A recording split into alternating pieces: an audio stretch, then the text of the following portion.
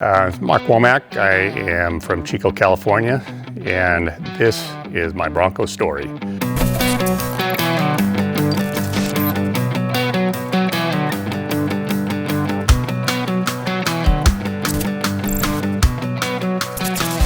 This Bronco is kind of a composite of two different vehicles. The original Bronco that I got was a 1966 U15 that I saw alongside the road up at a little town outside of here called Forest Ranch. I was taking my kids for a drive. We drove past this thing and it was sitting on the side of the hill with a sign on it, and it was still wet from the guy washing it. I walked up, talked to the guy, made a deal, wrote him a check for $1,500, and from there it got towed from here to there to the other place and taken apart, and the frame was in one place and the body was in another place, and the front axle got stolen somewhere along the line, and finally I found a place here at the Rancho Airport where I was able to rent this cool old airplane hangar and establish a shop.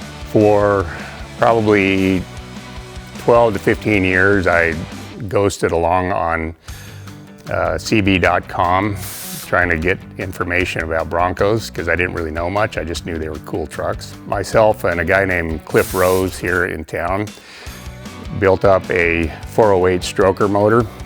We used some tricks that I learned on CB, which is using Explorer and Lightning parts. So it's got a Lightning lower and Explorer upper. Got it running well, installed it in the truck with a nice Hughes Racing 4R70W transmission and a well-built Dana 20. Put it together and there it sat. In the meantime, the economic downturn happened and a divorce happened and life happened and my kids are growing up, and there it sat and there it sat and there it sat. In the meantime, I got to know Randy Ludwig via CB.com. I originally met Mark Womack on ClassicBroncos.com after we had done a Norra 1000 in 2014. It ended up a really good relationship how we met on CB. It's almost like a Bronco dating site. It's you can just so many guys with the love of Broncos that we all share. I reached out to him and asked if I could possibly tag along as part of the chase crew, and he said, yep, come on down. We hopped in my truck, loaded up a bunch of stuff we didn't need, didn't have any idea what to expect when we got over the border. Met up with these guys in Ensenada and was introduced to the Buccaneers. And the Buccaneers, they are a motley crew, they are. So we raced the Norra in 2014, 15, 16, and 17. And then I decided to call it in 17. It was almost like we were having too much fun, I don't know, but I think I needed to go back to the drawing board on my Bronco. I was coming up second like every year, and I needed to figure out something, and I thought, let's take a break for a year. And so we decided to not race 2018. Well then, once that decision was made, Mark decided that, you know what, this is my chance to build the GMR Bronco.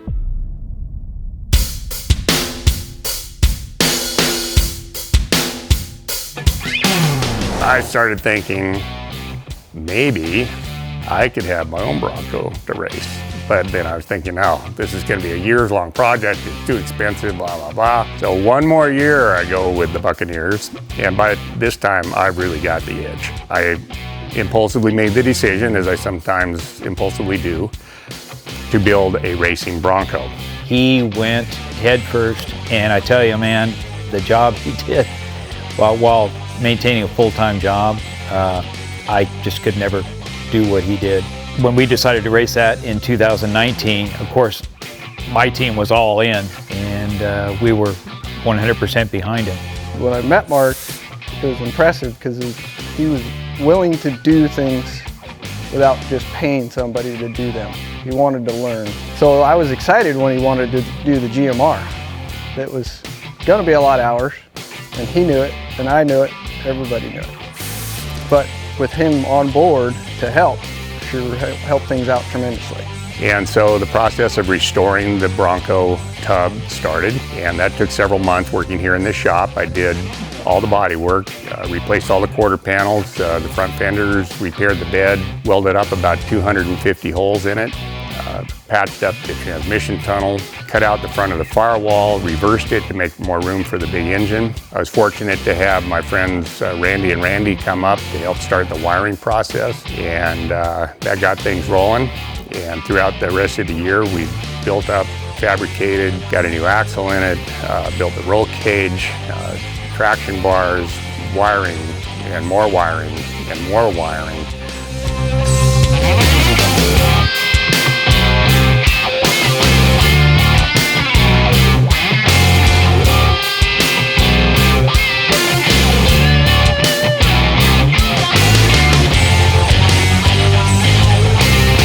And we got it together, and we got it running, and we got it painted. And the truck ended up at Jason LaFortune's shop down in Upland, and he went through it. They fixed a whole bunch of things. We pretty much had the truck ready, and later on flew down and met up with the Buccaneers, and Randy Mark, Randy Ludwig, Carl Armbrust, and myself headed to Baja.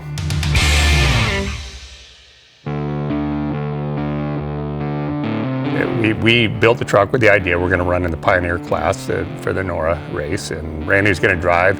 You know, Randy's just a great driver, and I don't know how the hell he sits in that thing and drives with that kind of intense concentration. It's a love of driving that I have. I mean, I enjoy driving so much, and I don't know what it is about driving. I really enjoy driving, and then driving off-road is just icing on the cake, and racing is, yeah.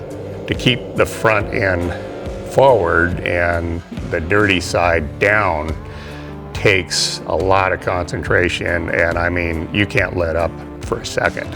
Yeah, so we got down to Baja and got checked in a day early, you know, so we'd have plenty of time to explore the town and just kind of relax a little bit before the race. And then contingency showed up, which includes, of course, a tech inspection. And we got in line and we got up to the front, and yeah, they looked the thing over and asked about our driving suits and looked at our helmets and seat belts and window nets, and it got real quiet for a little while. And then Chris Wilson, the referee, came up and he said, I got some bad news for you. And I'm like, no, I don't want to hear that. I do not want to hear any bad news. He said, well, your radius arms are too long, and you can't race in the Pioneer class. I would have to say, I was so incredibly disappointed at that point.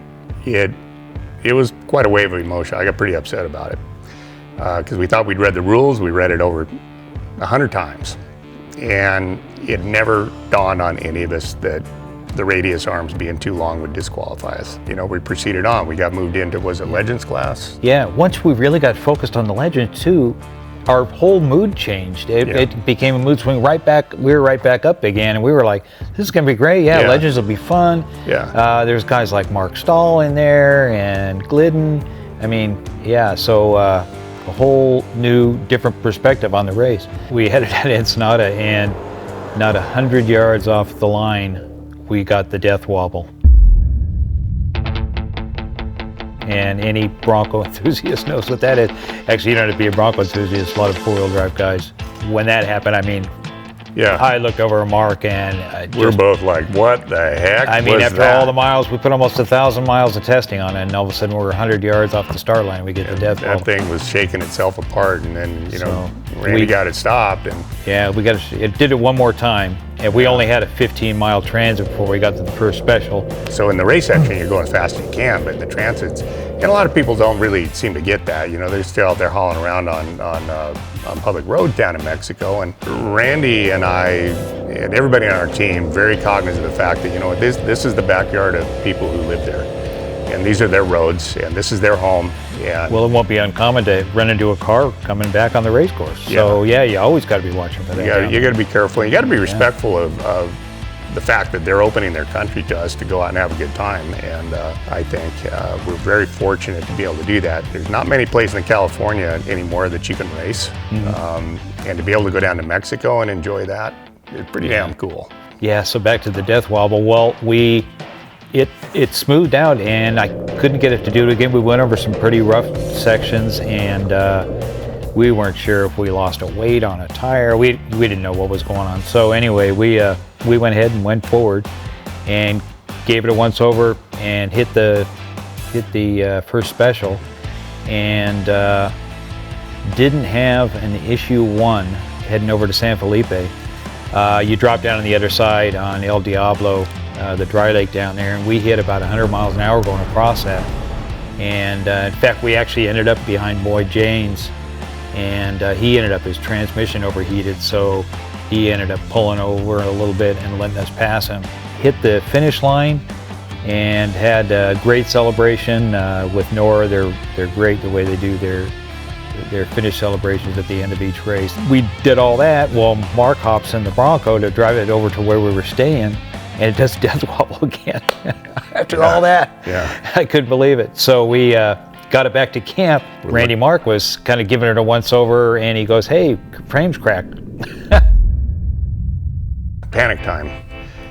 What are we going to do with this? We didn't bring a welder. Turned out there was a guy named Russ. Well, Russ had a big service truck, and Russ had a bunch of scrap metal, and he had a 220 generator and a stick welder. Good old Russ, he says, "Here's my stuff, here's the scrap metal, here's the welder, and here's the generator, and I'll go get you guys some dinner." We got to work on that thing, and our talented crew chief, Randy Mark, was able to make that stick welder work. My name is Randy Mark, combination of Randy and Mark, but that's actually my name, so it causes a lot of confusion and some laughs on the trail.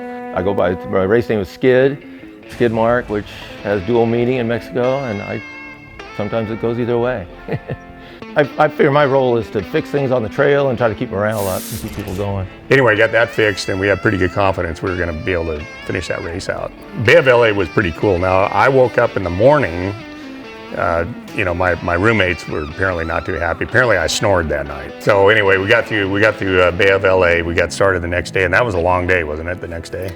Yeah, the third day. We started out at Bay of LA with the wind. Our first thought is great, there's a wind. Yeah. So it's going to help keep the dust off the track. Yeah. But the problem was we were heading right into the wind.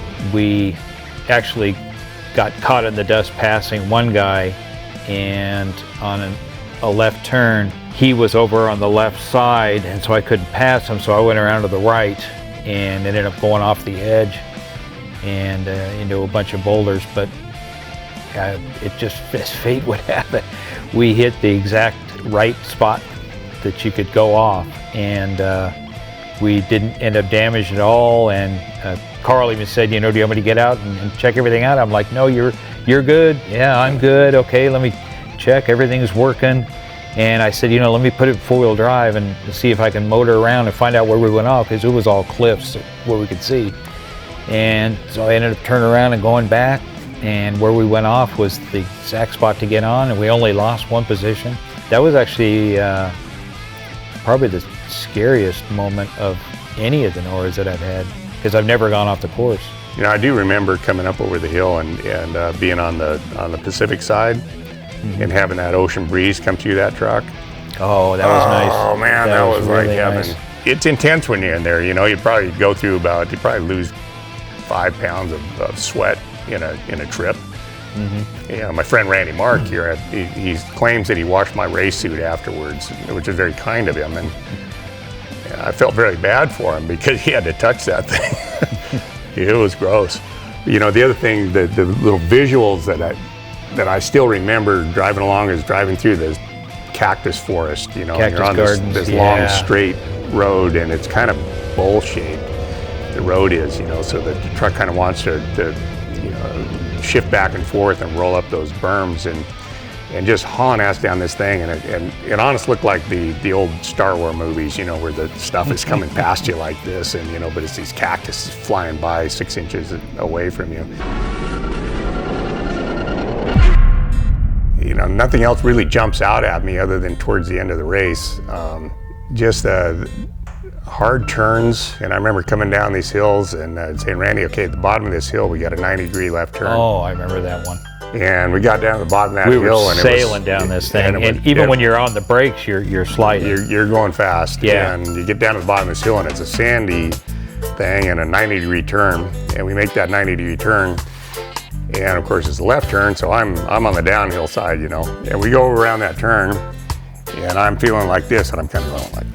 One of the first things I said is, there's no way everybody could have made this, and sure enough, we look down the hill and there's a car down there, and they're out, they're okay, and we're like, oh my God, what are the chances? You know, the other thing that was really cool was going through these little towns, and it's like the whole town was turned out to see all the racers, you know, and they're cheering you on, and you know, some of those towns are really pretty down, a little oasis down along the side there, and you just kind of look at it and go, man, this is really cool, and they all want stickers, and you know, some place might be considered littering, but here we were handing out stickers, so we're driving down the road, and you know, I'd be pitching stickers out the windows, and you know, all the kids are just diving after it, and there was actually a YouTube video, somebody caught him seeing this explosion of stickers flying out the side of my truck.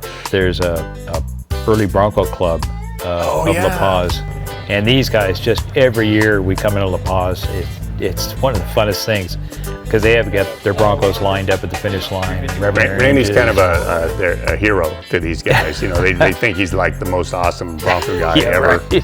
It's fun. They got some cool rigs. Some guys have done some really good work on those things. Yeah. We gave them T-shirts the last couple of years, and you know, it's just a really peaceful, really nice place, and had some good dinner and got a good night's sleep, and headed out the next day, and we were headed to Cabo, San Jose del Cabo at that point, and the finish line. I was ready to be done.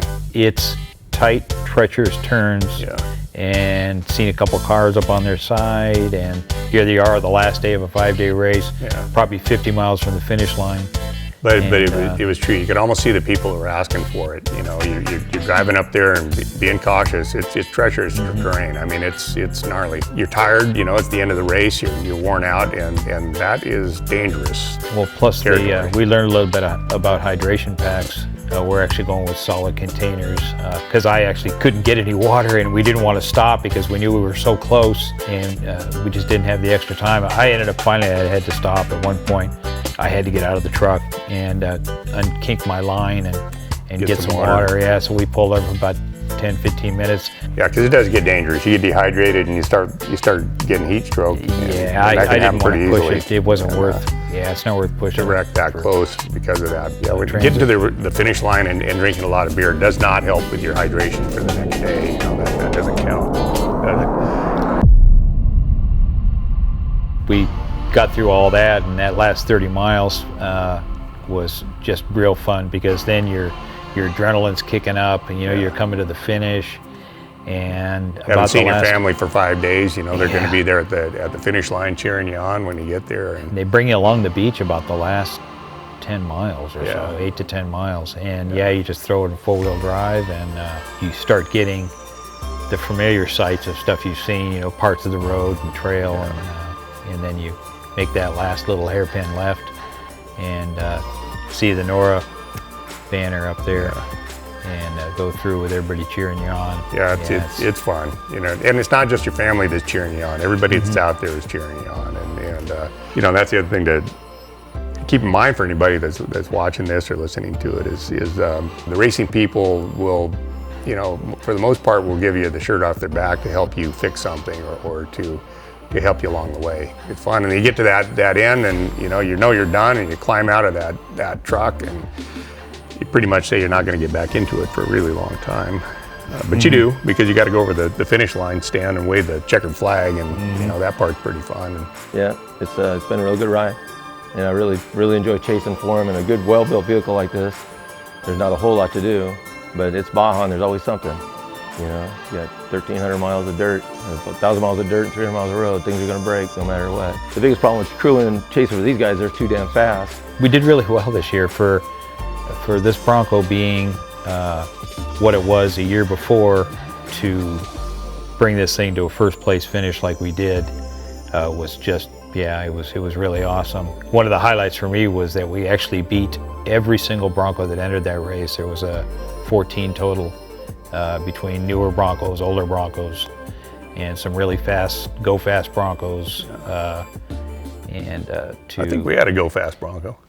Yeah, well, they call the newer ones to go fast, the 90s and 80s. Ours goes fast. Yeah, it does. It It's does fast. go fast. Yeah. It's not a slow Bronco. Is that what you're saying? Negative on We that have one of Ghost those? Rider. No. All right, we have a Go That- Fast Bronco. So how'd you come up with this Gaucho Marks thing anyway? That was your idea. Remember I remember we were kind of tossing of ideas back and forth, and I don't know, it just popped into my head. Gaucho Marks, and you said, "Wow, that's it." It was like, you know, it works. So you remember going to Wild Horses, to the show? yeah, it was just a couple weeks before the race. Yeah. So Randy pulled the Bronco up behind his rig, and Tracy and I drove down from Chico, and we ended up getting second place in what category was that? It was the wild? Wild category. Yeah, there were so many nice ones up there that, yeah, it was drooling everywhere. So anyway, that was a fun trip, and it's always cool to see all those cool Broncos. And I met a bunch of people that were on CB, you know, like Lars and Mark Davis, and that was really cool because those are some smart guys. I had always admired people that could build things out of nothing. You know, my father had friends who were machinists and aircraft rebuilders, and that's what I grew up around. Even though we come from a family of healthcare professionals, not from craftspeople, I was always fascinated by the ability to machine and weld and build and paint stuff and create things. And so honestly, what I've enjoyed the most about this hobby is doing that part of it. Creating something out of nothing and seeing it come together. Racing it, yeah, the thing hauls ass, it's fun. You know, I'm competitive. You know, that's really fun, but honestly, the most fun part of it, the most satisfying part of it, both these projects that we've completed has been making it happen. The friendships and the relationships that I've developed along the way are just irreplaceable. And so that is honestly the part of it that I like the best. We've had some good times over the years. A lot of good racing, lots of stories, some we can even tell. It was a blast, and it was the culmination of pretty much a lifetime dream for me.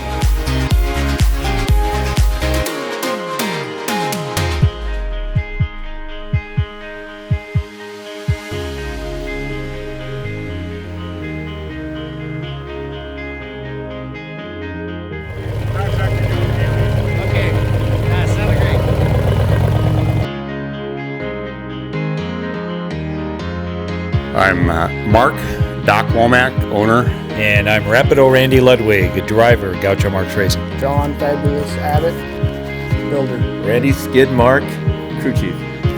This is our Bronco story. Good job. This is our Bronco story. Take 3.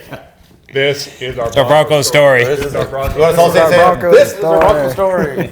This is our Bronco story. Or should we say all 4 of us say, and this is our Bronco story at the same time? This Is our Bronco story. Okay, one more time.